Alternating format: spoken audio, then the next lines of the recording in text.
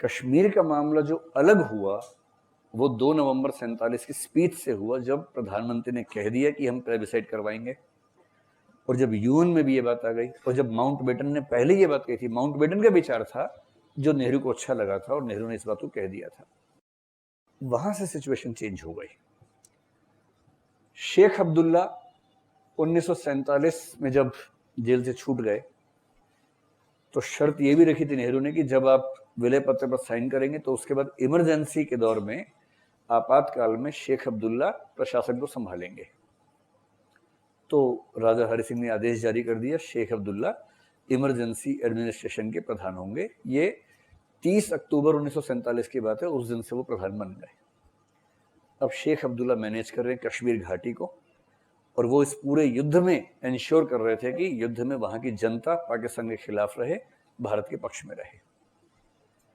उसके कुछ दिनों के बाद शेख अब्दुल्ला पूरी तरह से वहां के प्रमुख बना दिए गए, हरि सिंह के हस्ताक्षर से ही बने। तो शेख अब्दुल्ला वहां पर केंद्र में आ गए और राजा हरि सिंह बैकग्राउंड में चले गए। अब सवाल था कि आगे क्या करना है। अभी तो सिर्फ ये तय हुआ है कि हम भारत का हिस्सा बन गए हैं, लेकिन भारत का हिस्सा बनने के बाद जो बाकी शर्तें हैं, जब तक प्लेबिसाइट ना हो जाए, बाकी चीजें ना हो जाए, उनका क्या करना है। उनके लिए 1949 में, आपको ध्यान रखना है कि 1949 में भारत की संविधान सभा अपना काम पूरा करने वाली थी। 26 नवंबर 1949 को हमारा संविधान लागू हुआ, मतलब संविधान के शुरुआती कुछ हिस्से लागू हो गए, और नवंबर शुरू हो रहा था, जम्मू कश्मीर को संविधान में भी लेके आना था। तो 1949 की जून में एक मीटिंग हुई। इस मीटिंग में मुख्य रूप से 3 लोगों ने भाग लिया। एक थे शेख अब्दुल्ला, एक थे वल्लभ भाई पटेल और एक थे जवाहरलाल नेहरू। इन 3 लोगों की मीटिंग हुई। इस मीटिंग को कुछ लोग दिल्ली अंडरस्टैंडिंग कहते हैं, दिल्ली समझ कहते हैं। मैं दिल्ली समझौता नहीं कह रहा हूं, दिल्ली समझौता 1952 में हुआ था। ये दिल्ली अंडरस्टैंडिंग है, दिल्ली समझ है। इसमें यह तय हुआ कि भाई अब जैसे भारत की संविधान सभा संविधान बनाई रही है, तो जम्मू कश्मीर के साथ जो कुछ भी करना है उसे संविधान में ही कर लेते हैं। सहमति बन गई, और सहमति बनने के कुछ दिनों के बाद जम्मू कश्मीर से 4 व्यक्ति हमारी संविधान सभा कॉन्स्टिट्यूएंट असेंबली के मेंबर बन गए। उन्हें विशेष प्रस्ताव से संविधान सभा का सदस्य बनाया गया, और हमारी संविधान सभा में जो नए मेंबर शामिल हुए उनमें से एक का नाम था शेख अब्दुल्ला। वो खुद मेंबर बने। ध्यान रखना है, शेख अब्दुल्ला हमारी संविधान सभा के सदस्य भी थे लेटर फेज में। एक मिर्जा अफजल बेग, अफजल बेग शेख अब्दुल्ला के सबसे, मतलब समझ लीजिए कि जो नरेंद्र मोदी के लिए अमित शाह हैं, वो शेख अब्दुल्ला के लिए अफजल बेग हुआ करते थे। अफजल बेग हमेशा उनके, मतलब जो जय और वीरू की जोड़ी है ना, वैसी जय और वीरू समझ लीजिए, इस तरह का साथ इन लोगों का था। तीसरे एक मसूदी नाम के नेता थे, और चौथे व्यक्ति थे मोतीराम बागड़ा। एक हिंदू थे, 3 मुस्लिम थे। ये 4 व्यक्ति जम्मू कश्मीर के प्रतिनिधि के रूप में हमारी संविधान सभा में शामिल हुए। संविधान सभा में सहमति बनी कि भारत सरकार ने कश्मीर से क्या समझौता किया है, उस समझौते के तहत कुछ विशेष उपाय जम्मू कश्मीर के लिए करने होंगे, क्योंकि प्लेबिसाइट होना है। जब तक होगा, अब कब होगा पता नहीं, जब पाकिस्तान पीछे हटेगा, फिर भारत पीछे हटेगा, फिर स्थानीय प्रशासन प्लेबिसाइट करवाएगा। कंडीशंस इतनी सारी हैं, और ऐसे मामले में कोई देश अपनी सेना पीछे लेके जाता नहीं है। ये तय था कि होना है नहीं, तो था कि अब कैसे मैनेज करें। इन चारों ने संविधान सभा में अपनी बात रखी। संविधान सभा ने आम सहमति से, इस पर गौर कीजिएगा, हमारी संविधान सभा ने किसी भी आर्टिकल को इंक्लूड करने के लिए वोटिंग नहीं करवाई। संविधान सभा ने शुरू में एक बात तय कर ली थी कि हम वोटिंग नहीं करवाएंगे, क्योंकि वोटिंग से मतभेद होते हैं। हम बातचीत करेंगे, रास्ता निकालेंगे, और अंत में कोशिश करेंगे कि हर मुद्दे पर सर्वसम्मति से बात बने। ये बहुत अच्छा स्टैंड था हमारे संविधान सभा का, ताकि बाद में ये ना कहा जाए कि ये आर्टिकल तो बीजेपी लाई थी, ये आर्टिकल कांग्रेस लाई थी, ऐसा ना कहा जाए। पूरा संविधान, पूरी संविधान सभा लाई थी, ये सहमति हमने बनाई। पूरी संविधान सभा ने 306A नाम से एक आर्टिकल ड्राफ्ट कॉन्स्टिट्यूशन में तैयार किया, और यही आर्टिकल जब कॉन्स्टिट्यूशन फाइनल हुआ तो बन गया 370। कुछ लोग कहते हैं कि भाई जम्मू कश्मीर तो 47 में आया, 370 फिर 49 में क्यों आई, 2 साल बाद ऐसा क्या हो गया था, किसी की बात पे मत आइए। ये सारा एक प्रोसेस है। संविधान सभा की सहमति से 306A बना, जो फाइनल ड्राफ्ट ऑफ कॉन्स्टिट्यूशन में 370 हो गया।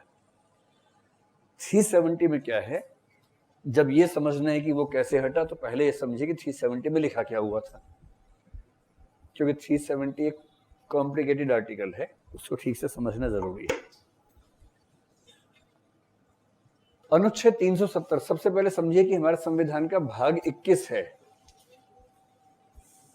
और भाग 21 में आर्टिकल 369 से 392 तक का हिस्सा शामिल है। ये भाग बनाया था उन चीजों के लिए जो अस्थायी किस्म की चीजें थी, और इसलिए इस भाग का नाम रखा गया था टेम्परेरी एंड ट्रांजिशनल प्रोविजंस, अस्थायी व संक्रमणकालीन उपबंध। मूल संविधान में इसका नाम इतना ही था, टेम्परेरी एंड ट्रांजिशनल प्रोविजंस। इस भाग में किसी अनुच्छेद को रखने का मतलब ही है कि उस समय सहमति थी कि टेम्परेरी मामला है, परमानेंट मामला नहीं है, टेम्परेरी। हाँ, बाद में 13th अमेंडमेंट जब हुआ संविधान में 1962 में, नागालैंड के लिए हुआ था। जब नागालैंड की बात चली तो आर्टिकल 371A उसके लिए बनाया गया। 371A जब बनाया गया तो नागालैंड के जनजातीय समुदाय की, नागा समुदाय की ये मंशा थी, उनका प्रश्न था कि आप जिस भाग में हमें डाल रहे हैं उस भाग का नाम तो अस्थायी प्रावधान है, तो हम हमेशा संदेह करते रहे आपके ऊपर या कुछ पक्का भरोसा दोगे हमको। नागालैंड को भारत का हिस्सा बनाना इतना मुश्किल काम था, इतना कठिन काम था। नेहरू ने कर लिया तो कर लिया, किसी और के बस की बात नहीं थी। नागा समुदाय अपनी आजादी के लिए जान देने और लेने को हमेशा तैयार था एकदम। कैसे कैसे नेहरू जी ने मैनेज किया वो भी एक बड़ा रोचक इतिहास है। और जब 371A बनाया उनके लिए और नागा लोगों को डाउट हुआ तो नेहरू जी ने कहा कोई बात नहीं, इसके हेडिंग में एक शब्द और जोड़ देते हैं, और तब शब्द जोड़ दिया अस्थायी, संक्रमणकालीन और विशेष प्रावधान एंड स्पेशल प्रोविजंस।